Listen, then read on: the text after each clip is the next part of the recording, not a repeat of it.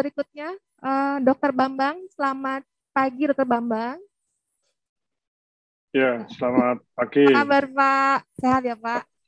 Alhamdulillah, terima kasih doanya sehat. Ya, alhamdulillah bisa hadir di sini. Terima kasih banyak, Pak Bambang. Baik, untuk narasumber berikutnya, saya akan bacakan untuk CV. Ya,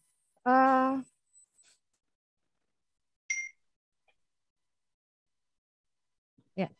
Dr. Bambang Wibowo, SPOG MARS.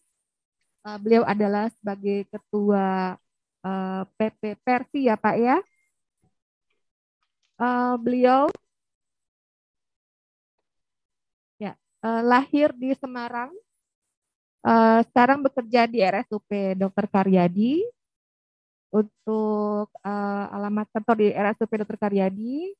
Untuk pendidikan formal di Universitas Diponegoro tahun 1988. Untuk dokter umum di Fakultas Kedokteran. Tahun 1997 juga sama di Universitas Diponegoro sebagai spesialis kebidanan dan penyakit kandungan Fakultas Kedokteran. Tahun 2003 beliau di Institusi Perkumpulan Obstetri dan Ginekologi Indonesia sebagai konsultan fetal maternal. Kemudian 2014 di Universitas Indonesia Magister Administrasi Rumah Sakit FKM UI. Untuk riwayat pekerjaan sebagai dokter puskesmas Palingkau Kabupaten Kapuas Kalimantan Tengah tahun 1988 sampai dengan 1989. Sebagai dokter puskesmas Tumbang Jutuh Kabupaten Kapuas 1989 sampai 1991. Dokter RSU Bajawa Kabupaten Ngada NTT ini 1997. Dokter spesialis kebidanan dan penyakit kandungan RSUD Ciamis Jawa Barat 1997 sampai dengan 2000. Kemudian dokter spesialis kebidanan dan penyakit kandungan RSUP Dr. Karyadi Semarang tahun 2000 sampai dengan 2016. Dan dokter pendidik klinis ahli utama RSUP Dr. Karyadi Semarang tahun 2020 sampai dengan saat sekarang. Untuk riwayat jabatan terakhir di sini sebagai Direktur Jenderal Pelayanan Kesehatan Kementerian Kesehatan tahun 2016 sampai dengan 2020. Untuk jabatan dan organisasi ini lumayan cukup panjang ya Pak ya Dok ya. Baik. Sebagai Wakil Ketua Tim Kesmik Kemenkes, kemudian Ketua Tim Nasional Kesmik Center Kemenkes, Ketua Tim Teknis INA CBGIS pada tim penyusun tarif pelayanan Faskes tingkat pertama dan Faskes lanjutan Kemenkes, Ketua Perhimpunan Rumah Sakit Seluruh Indonesia wilayah Jawa Tengah tahun 2011 sampai 2014, Ketua Perhimpunan Rumah Sakit Seluruh Indonesia wilayah Jawa Tengah 2014 sampai 2017, Ketua Badan Pembina Komisi Akreditasi Rumah Sakit atau KARS 2016 sampai dengan Maret 2021, Penasehat Persi wilayah Jawa Tengah 2017 sampai dengan 2021, Ketua Ikatan Konsultan Kesehatan Seluruh Indonesia atau IKESINDO wilayah Jawa Tengah 2021 sampai dengan 2025, anggota tim ahli Satgas COVID Jawa Tengah 2020 sampai dengan saat ini, Ketua Tim Kajian Pelayanan COVID di RS dan Fasilitas Laboratorium Jawa Tengah 2020 sampai dengan sekarang, dan sebagai Ketua Umum Perhimpunan Rumah Sakit di Seluruh Indonesia atau PERSI Oktober 2021 sampai dengan 2024. Baik. Alhamdulillah beliau sudah hadir. Ini melihat dari riwayatnya, saya sangat berbangga hati Dok bisa hadir di sini sebagai moderator bertemu dengan dokter langsung.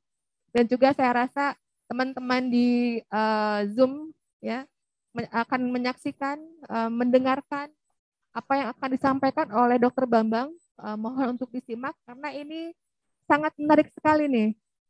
Beliau sebagai ketua Persi ya, di mana pasti berhubungan dengan Fasiankes dan terutama kita di rumah sakit. Oke, untuk materi yang akan dibawakan adalah kolaborasi antar profesi kesehatan memanfaatkan teknologi di rumah sakit. Nah, ini teknologi kembali yang akan kita bahas.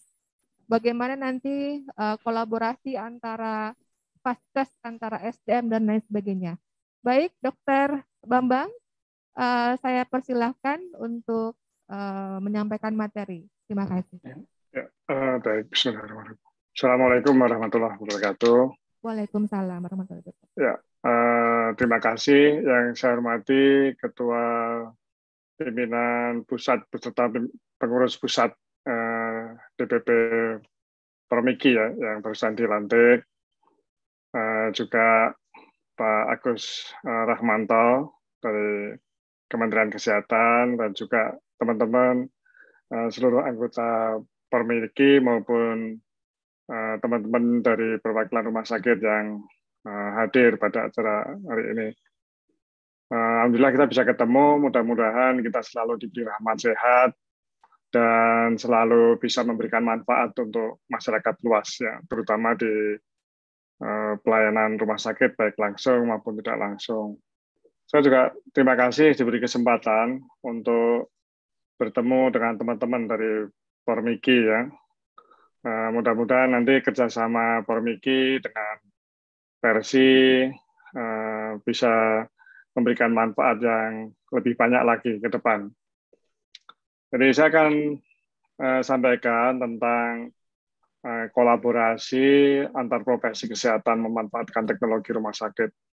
Sebetulnya seluruh anggota Permiki yang ada di rumah sakit dan teman-teman profesi lain di rumah sakit itu melakukan kerja bareng, ya, melakukan kolaborasi yang nantinya ujungnya itu menghasilkan sebuah produk informasi yang dihasilkan dari data-data yang harusnya baik, dan semua itu tidak mungkin bisa berjalan baik tanpa pemanfaatan teknologi, apalagi pada era saat ini yang membutuhkan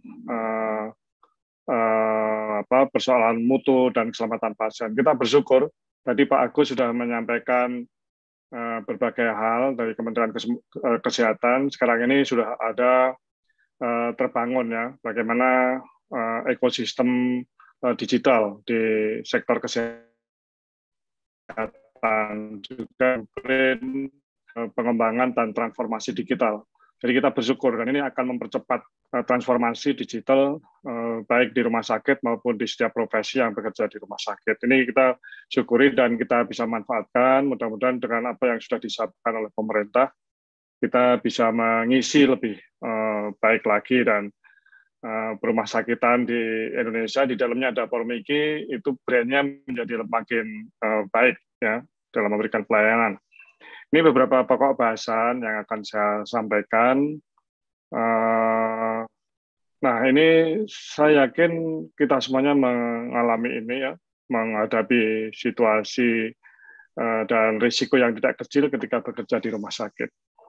Kalau kita teman-teman bekerja di rumah sakit itu demikian kompleks, karena kompleksitas yang luar biasa yang kita tangani bukan hanya orang sakit tapi juga orang sehat, dan interaksi itu bukan hanya dengan pasien dan keluarga, tapi dengan berbagai sektor untuk menunjang pelayanan tersebut. Di samping itu juga jenis pelayanannya yang beragam ya, mulai dari rawat jalan yang ada orang sehat, untuk MCU itu maupun orang sakit, sampai di IGD dengan kegawatan yang beragam, maupun dirawat inap. Di situ ada layanan level 1 yang rawat inap biasa sampai level 3 di ICU dengan berbagai kompleksitasnya, dan ada layanan operasi dan lain-lain. Di sana juga produk yang dihasilkan sangat beragam. Kemudian teknologi yang digunakan juga sangat beragam ya, mulai yang sangat sederhana sampai teknologi yang sangat canggih yang harganya hanya puluhan ribu rupiah sampai harganya yang puluhan miliar rupiah. Bahkan ada alat yang harganya sampai 50 miliar dan seterusnya. Nah, Jika di samping itu, di rumah sakit juga ada lebih dari 15 profesi, mungkin ada 20 profesi. Kalau itu di sebuah rumah sakit yang besar. Tapi mungkin rata-rata sekitar 5-10 profesi di rata-rata rumah sakit. Sehingga terjadi interaksi yang demikian luas ya, di rumah sakit dengan berbagai potensi risiko, termasuk potensi risiko pada keselamatan pasien, potensi sengketa yang ada di rumah sakit oleh berbagai pihak, ya, maupun persoalan-persoalan pada akses pelayanan baik antar profesi di intra maupun di inter rumah sakit. Nah, semuanya itu tentu butuh kemampuan leadership yang baik, kemampuan manajerial yang baik, kemudian mampu membangun tata kelola yang baik. Di sana juga dibutuhkan regulasi yang baik. Tadi bagus sebenarnya sudah ada regulasi terkait dengan sistem informasi yang disampaikan oleh Pak Agus. Dan di sana itu tidak mungkin kalau tidak ada informasi data maupun data yang baik yang bisa diakses oleh berbagai pihak agar bisa mengelola data, kemudian memberikan informasi yang baik antar profesi maupun pada rujukan ya di inter rumah sakit maupun di dalam rumah sakit sendiri. Nah, ini tentu ujungnya nanti adalah pada mutu pelayanan yang akan diberikan rumah sakit yang juga akan berakibat pada bagaimana reputasi sebuah organisasi rumah sakit tersebut. Jadi kita baik dokter maupun profesi seperti Pormiki itu bekerja pada lingkungan yang sangat kompleks dan sangat berisiko di rumah sakit. Kemudian kalau bagaimana sebetulnya antar profesi keterkaitan organisasi profesi dengan rumah sakit? Tentu sebuah organisasi profesi ini nanti ada kolegiumnya, ada KKI ya, atau MTKI ya, kalau pada profesi lain yang terdiri dari berbagai profesi termasuk Pormiki itu mempersiapkan bagaimana kompetensi dan sikap profesional sumber daya manusia sesuai dengan kelompoknya, sesuai dengan peer group-nya. Di samping itu juga bagaimana dibangun para profesional tersebut mempunyai etika dan disiplin profesi. Kemudian produk ini akan bekerja di dalam sebuah rumah sakit. Dan ketika berada di rumah sakit harus berinteraksi dengan berbagai profesi. Yang tadi jumlahnya bisa saja sampai 20 profesi yang bekerja di rumah sakit. Nah, tentu di sini butuh kepemimpinan yang baik di rumah sakit dari berbagai level, termasuk setiap orang itu juga menjadi pemimpin pada levelnya. Maka harus terbangun tata kelola organisasi maupun tata kelola klinik yang baik. Dan di rumah sakit tersebut, semua yang berinteraksi, para profesi, para profesional, ya, para profesional yang ada, itu bagaimana membangun tim rumah sakit.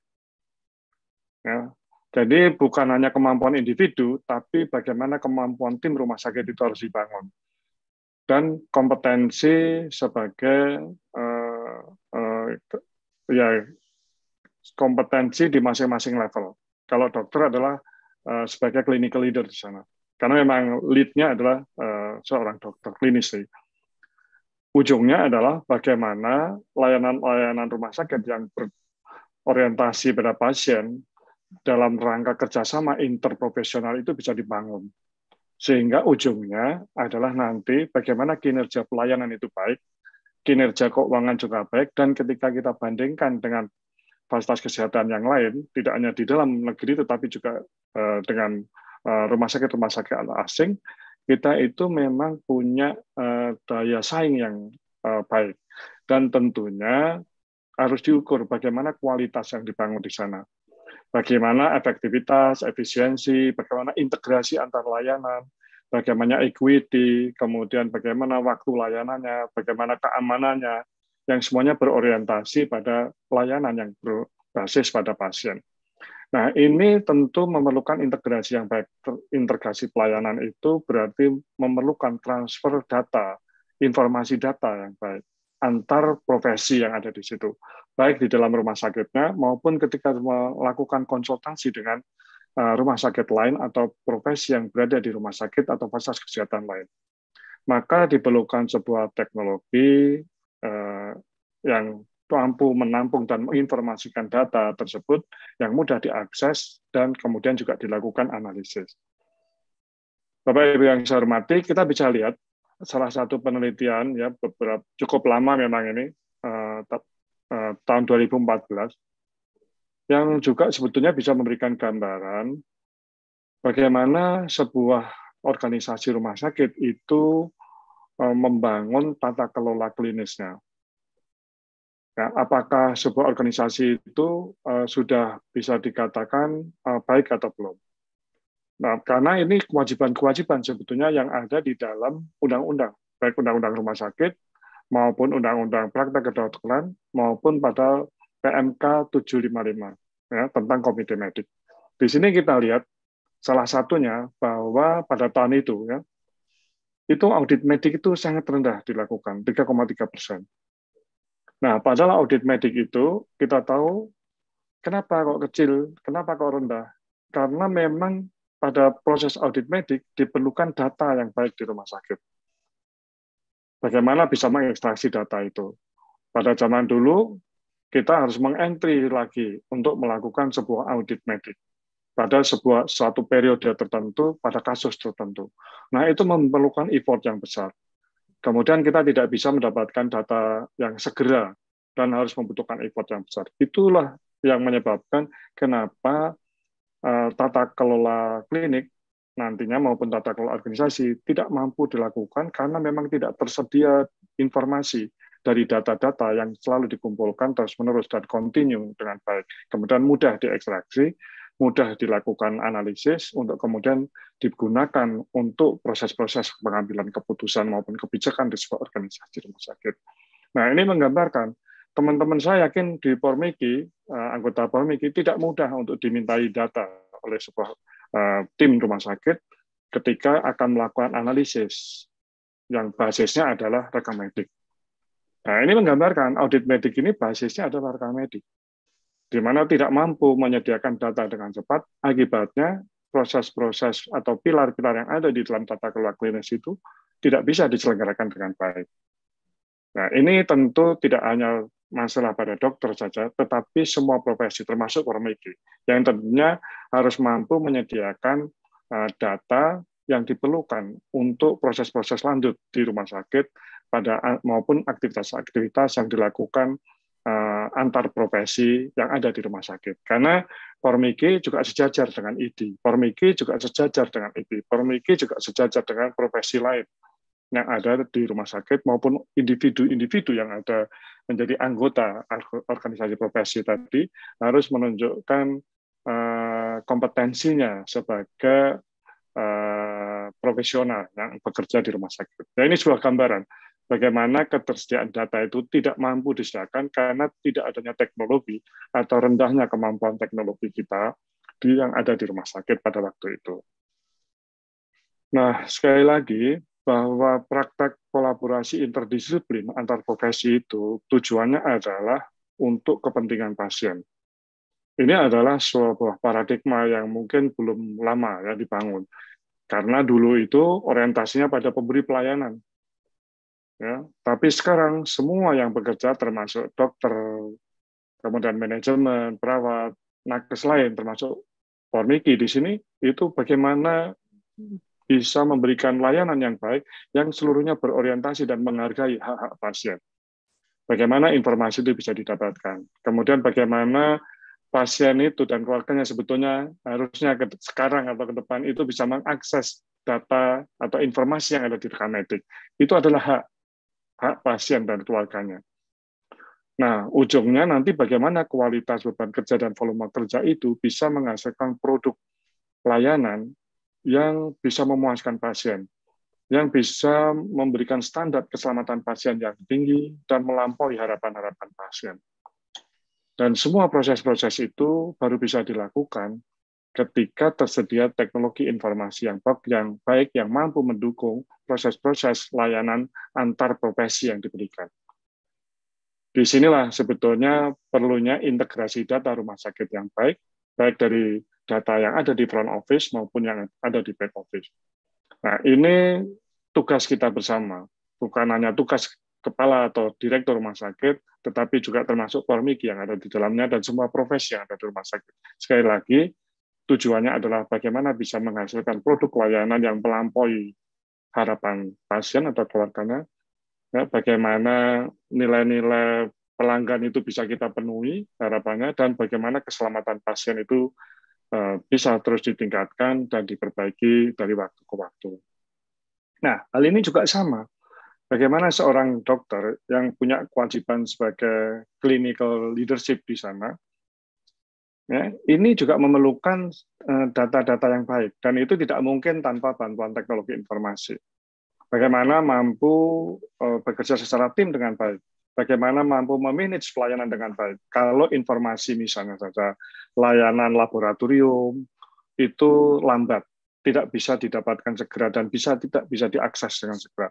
Layanan radiologi demikian juga, ya, dan seterusnya. Ini menggambarkan bagaimana sebetulnya sangat dibutuhkan untuk menghasilkan produk layanan yang baik, sangat diperlukan teknologi. Dengan layanan radiologi information system misalnya, dengan PLCS, itu data radiologi, gambar, dan analisis bisa dilakukan kapan saja, di mana saja.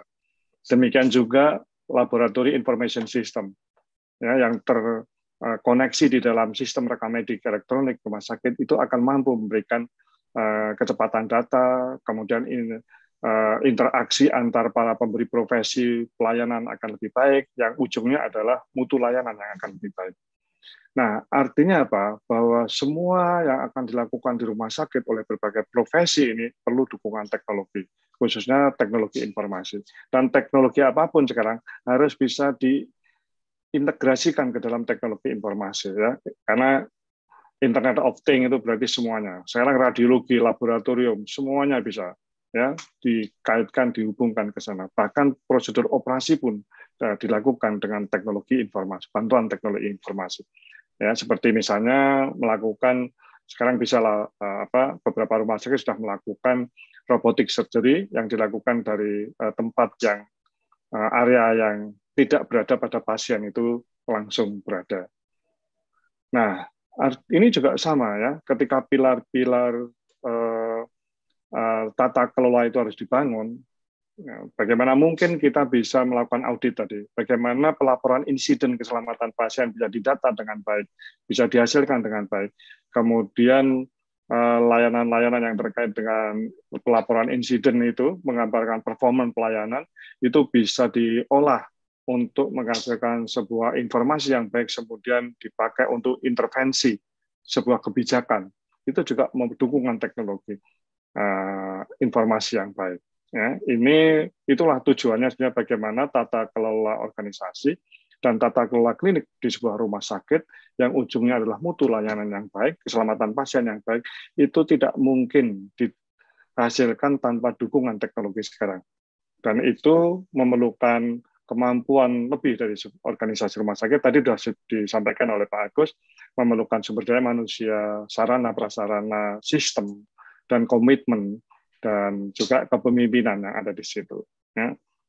Nah, ini sama, saya ulang lagi, ya, bagaimana proses bisnis pelayanan rumah sakit. Mulai dari registrasi, kemudian apakah dilakukan pelayanan rawat jalan ini termasuk IGD. Ya. Kemudian setelah itu pasien itu akan pulang atau dirawat. Dan ketika melakukan registrasi, itu juga sudah harus memerlukan teknologi, kalau kita pengen mutu yang baik. Supaya tidak antri di rumah sakit. Zaman dulu antri ke rumah sakit itu jam 4, jam 3 pagi. Ya, sudah antri untuk mendaftar. Yang antri bukan orangnya, kadang-kadang sandalnya atau helmnya yang ditinggal di situ, ya. Bikin barisan antri. Itu registrasi. Tapi sekarang registrasinya online. Ya, kemudian dia bisa mengatur kapan dia akan ketemu dokter siapa, jamnya berapa, antriannya nomor berapa, sehingga akan terjadi efisiensi layanan baik dari sisi rumah sakit maupun dari sisi pasien. Di sini akan dilakukan berbagai aktivitas, ya, ketika dirawat jalan maupun dirawat inap juga, ya, untuk anamnesis, pemeriksaan fisik, penunjang, ini ada laboratorium, radiologi, penunjang yang lain, kemudian menetapkan diagnosis, kemudian konsultasi antar dokter, asesmen keperawatan, tindakan keperawatan, prosedur medis, pelayanan farmasi, keterlibatan pasien dan keluarga, Demikian juga ketika dirawat inap, ya mungkin perlu layanan-layanan yang lain. Dan semuanya ini baru bisa dilakukan dengan baik itu kalau difasilitasi dengan teknologi yang mudah, efektif, efisien, bisa dilakukan bahkan kapan saja, di mana saja. Ujungnya apa? Nantinya akan didapatkan mutu pelayanan yang baik, mutu diagnosis dan coding diagnosis yang baik. Ini tugas utama teman-teman Promegi, dan juga menyediakan informasi. Ya. Itu juga sebagian adalah tugas dari teman-teman Promegi. Sehingga akan dihasilkan nantinya cost efektivitas pelayanan, kepuasan pasien, keselamatan pasien. Dan ini juga tidak mungkin sekali lagi tanpa ada sebuah sistem yang baik yang ditunjang oleh sistem informasi yang baik. Ujungnya sebenarnya akan dihasilkan sebuah data atau nanti yang dihasilkan sebuah big data dan informasi, kemudian akan digunakan manajemen data yang dibangun itu akan dihasilkan sebuah analisis yang baik dan kemudian akan melahirkan kebijakan-kebijakan baru atau intervensi di setiap level atau di level apapun di rumah sakit yang diperlukan oleh rumah sakit maupun di level kabupaten, kota, provinsi, atau bahkan sebuah negara. Nah ini saya sampaikan terkait dengan data yang ada di rumah sakit online. Ya.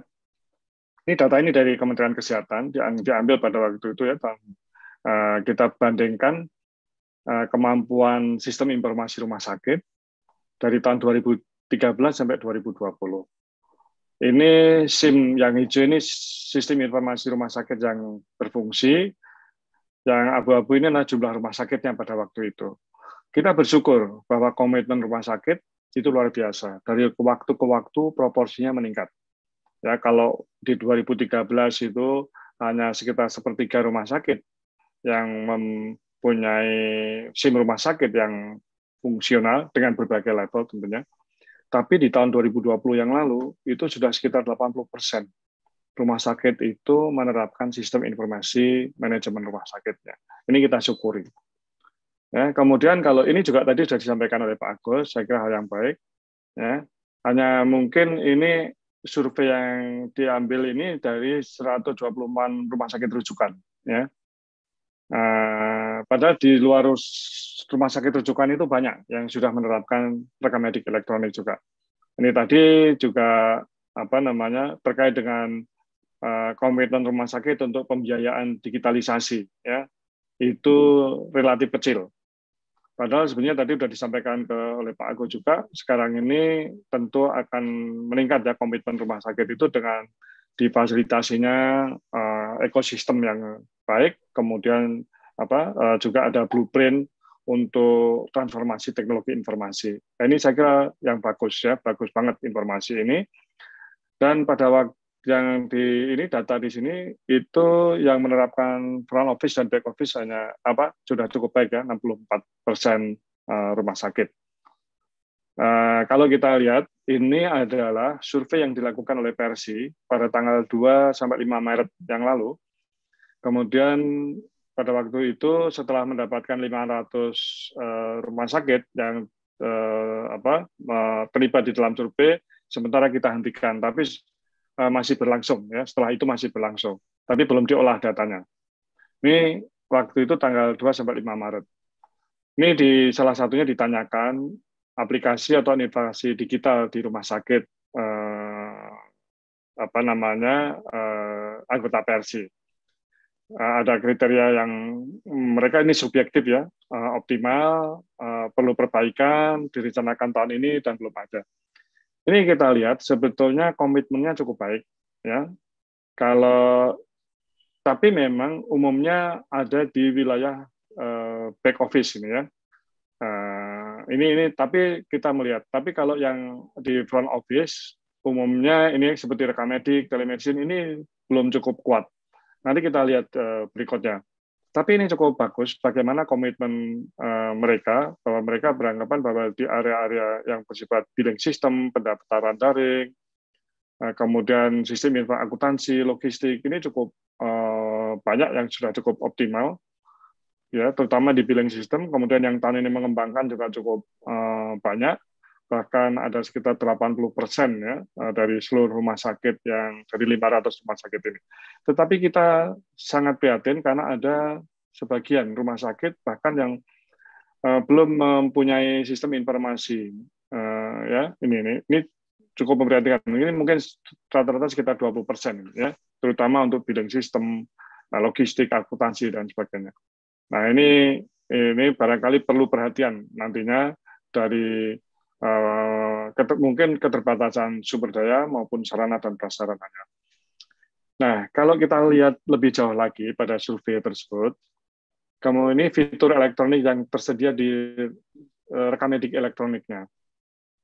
Nah, kalau kita lihat sebetulnya yang ini ya, apakah menyeluruh diterapkan di semua unit rumah sakit, yang hijau tua, kemudian hijau muda ini beberapa unit rumah sakit, kemudian hijau lebih muda lagi baru diterapkan di satu unit, mungkin ini masih uji coba. Kemudian yang kuning direncanakan tahun ini belum ada. Nah, kita lihat yang terkait dengan mutu layanan ini juga belum banyak dikembangkan, ya.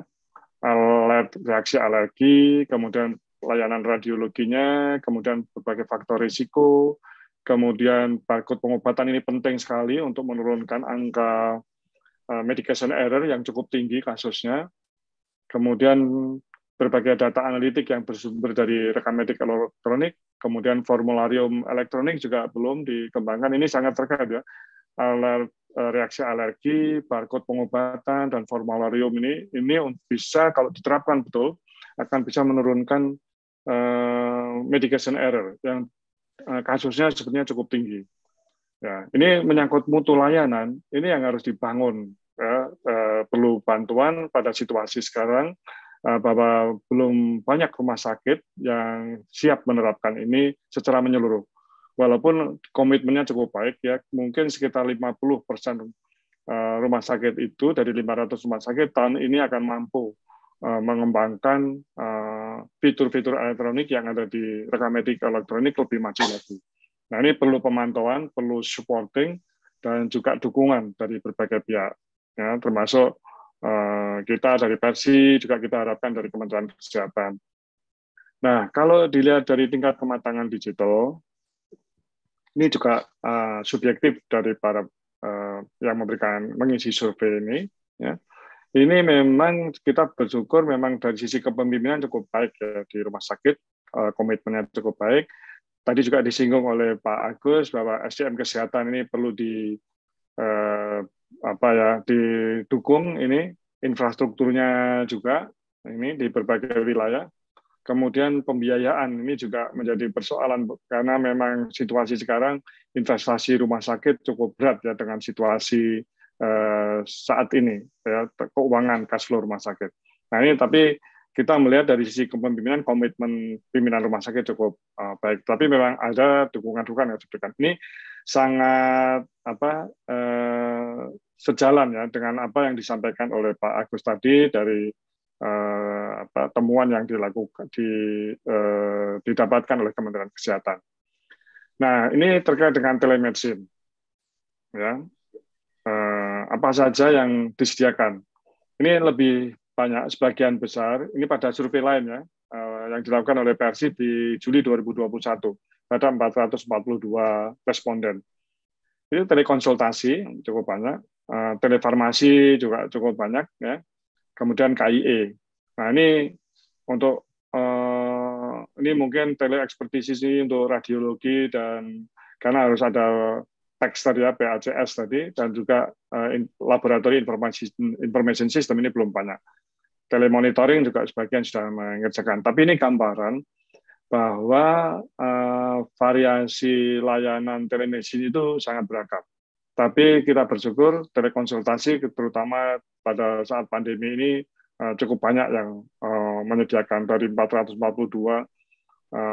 Vaskes itu 80% ya mungkin menyediakan telekonsultasi ini. Bapak Ibu yang saya hormati, sebetulnya banyak yang menjadi pilihan rumah sakit ketika ada keterbatasan. Maaf, Dok. Ya, ini 2 slide lagi panjang, mungkin. Dok. Enggak, 2 slide. Baik. Ya, ini sebenarnya bisa bekerja dengan vendor lain ya, tapi mungkin ada plus minusnya. Kemudian bisa memanfaatkan apa yang sudah disediakan oleh Kementerian Kesehatan, saya yakin sekarang seperti yang disampaikan oleh Pak Agus tadi akan lebih banyak lagi. Yang ini bisa free ya. Rekam medik elektronik juga sebenarnya sudah ada, walaupun sangat sederhana di sana. Kemudian juga ada yang bisa disediakan memanfaatkan sarana prasarana maupun sistem yang disediakan oleh BPJS sendiri. Sekali lagi bahwa transformasi digital ini adalah sebuah budaya, ya, dan butuh waktu panjang dan berbagai proses yang harus dilakukan oleh organisasi termasuk rumah sakit. Nah, ini sebagai penutup, yang penting bahwa diperlukan peningkatan kemampuan literasi data dan literasi teknologi bagi anggota Formigi. Ya, ini penting banget bahwa kita tidak bisa kalau ini istilahnya digital atau ditinggal gitu. Nah, teman-teman Formigi juga begitu, harus meningkatkan potensi dan kompetensinya ya, terkait dengan literasi data dan literasi teknologi. Barangkali itu, terima kasih, mohon maaf bila ada salah dan khilaf. Assalamualaikum warahmatullahi wabarakatuh. Waalaikumsalam warahmatullahi wabarakatuh. Alhamdulillah. Terima kasih Dr. Bambang Wibowo yang sudah menyampaikan materi yang sangat menarik nih buat kita, terutama profesi perekam medis yang ada di semua fasiankes ya dok ya, bukan hanya rumah sakit saja ya. Di mana sudah harus digital atau ditinggalkan gitu ya dok. Ya. Baik. Ya, untuk kolaborasi profesi ini memang sangat diperlukan. Memang benar dok, kompetensinya sudah harus ditingkatkan nih. Kita udah bukan berpikir lagi jadi orang biasa saja. Harus jadi yang luar biasa nih ya, PMIK ya. Setuju ya semua ya, teman-teman. Ya, tantangan sangat tinggi dan sudah depan mata. Bukan hanya kita bergerak ke arah rekam medis elektronik. Bukan kita berpikir bahwa akan ada pengurangan SDM, bukan. Tapi bagaimana kita akan menempatkan diri berfungsi ya, sebagai tenaga yang akan mensupport rumah sakit lebih jauh lagi. Tadi disebutkan oleh Pak Agus bahwa supporting data sangat dibutuhkan di Kementerian Kesehatan. Siapa lagi kalau bukan kita perekam medis nih, gitu ya dok? Ya, baik, untuk sangat menarik sekali. Untuk narasumber berikutnya, kita hold dulu untuk pertanyaannya, dan mohon maaf saya tidak men-stop tadi sebetulnya dok ya, hanya sudah waktunya agak panjang. Untuk panitia mohon maaf jika nanti melewati jam 12 karena ini materinya sangat menarik sekali, dan ini adalah bekal buat kita ya, di mana Kementerian Kesehatan sudah menerangkan tuh apa sasarannya untuk PMIK. Kemudian dari Persi diterangkan bagaimana kolaborasi kami nih PMIK dengan stakeholder yang lain untuk menunjang mutu.